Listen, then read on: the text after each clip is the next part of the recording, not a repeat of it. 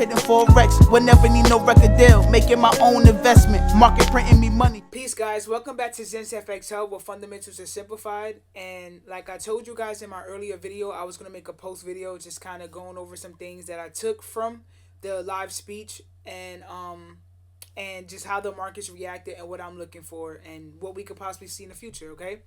So I made another slideshow. It's shorter than before, but we're going to go ahead and get into it. I guess not.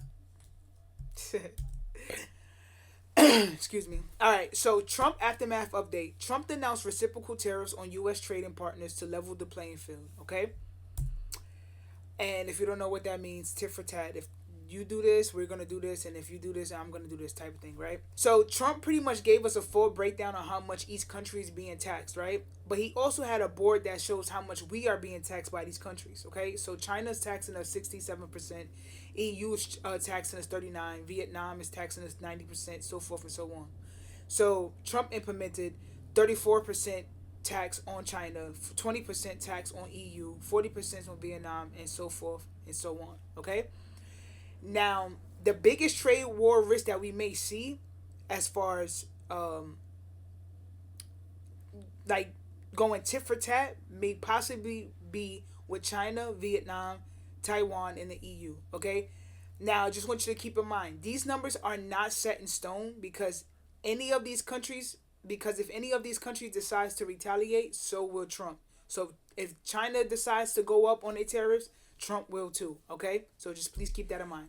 Peace, guys. Sorry to interrupt the video, but I just want to let you guys know that I created a free Discord. So if you want to come and be a part of the Discord, I will give you signals, market breakdowns, explain fundamentals that come out, and that you'll be able to ask me questions. And, you know, we can chop it up on a call if you want to show me your charts and, you know, ask me some questions about some pairs that I don't personally trade that you do, and I can just kind of give you my viewpoint on things. All right, so again, it is free. The link is in the bio of this video, and I trust to see you in there. Peace. Okay, so China, right? The biggest target, because when back in 2018, 2019, the big trade war was really between the US and China, and then that rippled down to other countries, right? Like Canada, Mexico, and you know, like I mentioned before earlier, okay? China has much more higher tariffs on U.S. goods. They might strike back with their own tariffs. U.S. companies like Apple, Tesla, and Nike could feel this pressure. Higher U.S. tariffs could hurt EU business, okay? Europe might respond with their own tariffs on U.S. cars and food. So what we would have to do is watch out for, you know, EU to see if it's actually dropping or not to determine just how much of an effect that these tariffs have on the EU. Vietnam has super high tariffs on U.S. goods. New tariffs might hurt factories that move from China to Vietnam, like Apple.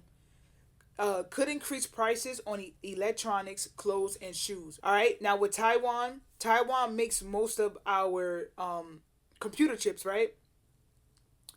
So if we get into a trade war with Taiwan, then that can affect things like Nvidia and TSM, which is those are two really great stocks if you are into stocks.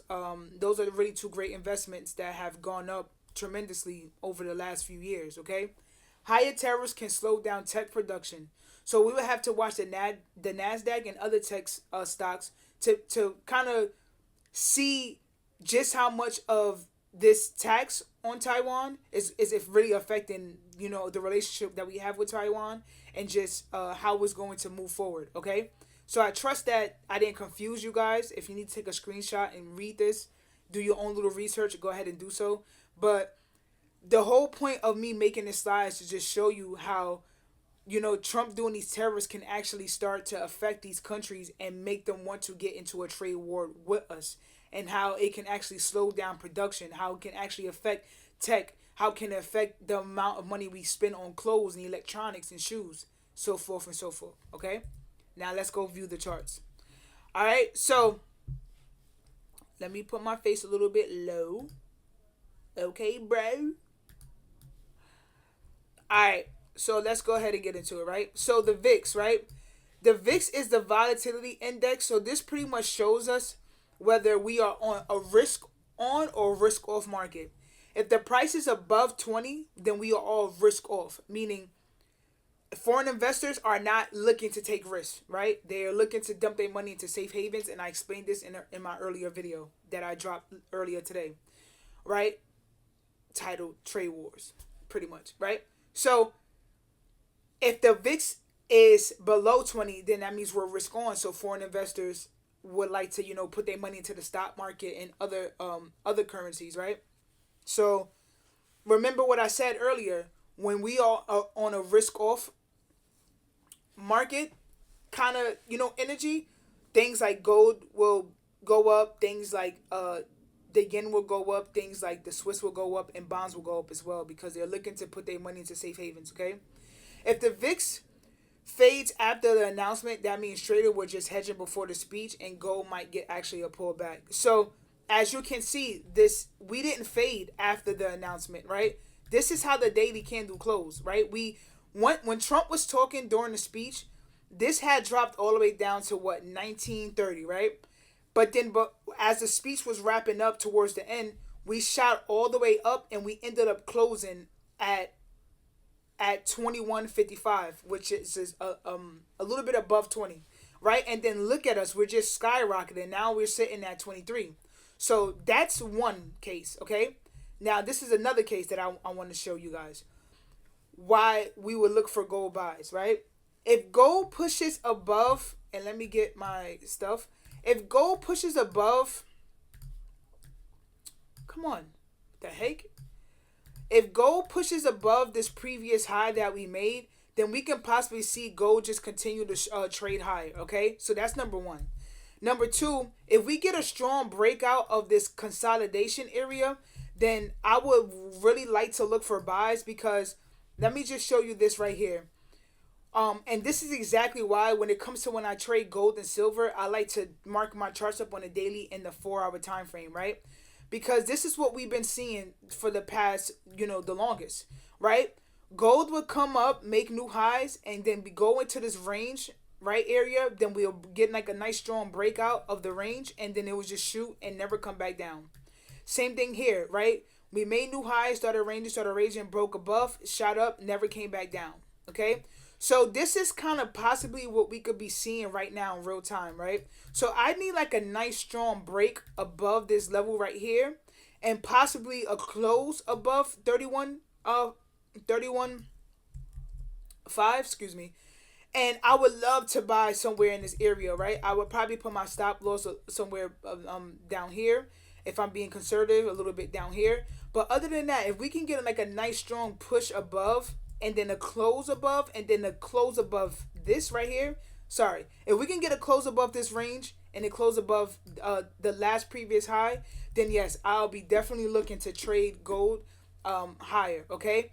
Now, what I'll be looking for is tomorrow on a daily time frame. If the daily time frame, if we can close above 1%, then I would like, gold buys even more. If we could get like a nice strong candle close like this one or like this one on a daily time frame above this the previous high, then yes, gold is off to the races, okay? If gold doesn't follow through with the momentum, the market isn't. If gold doesn't follow through the way, like, when you compare it to the VIX, then the market isn't really too worried, and that's not really a strong signal. So then we could actually start to see pullbacks coming down for gold, okay?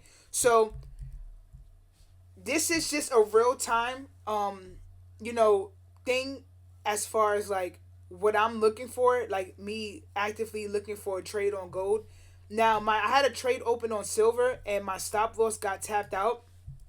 But if I'm being honest with you, this just looks like a what is it called, manipulation, right? This just looks like, okay, they knew people's stop losses were below this line that I have right here, so they went and they kind of wicked us out. If we can push back up and actually close above this line right here, which you can actually see was a level of support multiple times, right? And then start to get some lower highs and lower lows. Let's drop down to a 4-hour time frame so we could just see it a little bit more, right? Because this is kind of the same thing, right? We have this range right here. So we can get a close back into this range, then I'll be a little bit more confident and scale back and actually enter another buy position on silver. And then once we actually get above this level right here, then I would be a little bit more confident to know that we could push up to 35.5, right? So that's all I got for you guys. I trust that these videos help you. I trust that this information help you. And I will see you guys in the next video. If this was very informative for you, if it helped you in some way, shape, or form, please give me a like, a comment, and subscribe to the channel. And I will try my best to continue to give you guys information in a very simplified way. All right? Peace. Always together, never separate.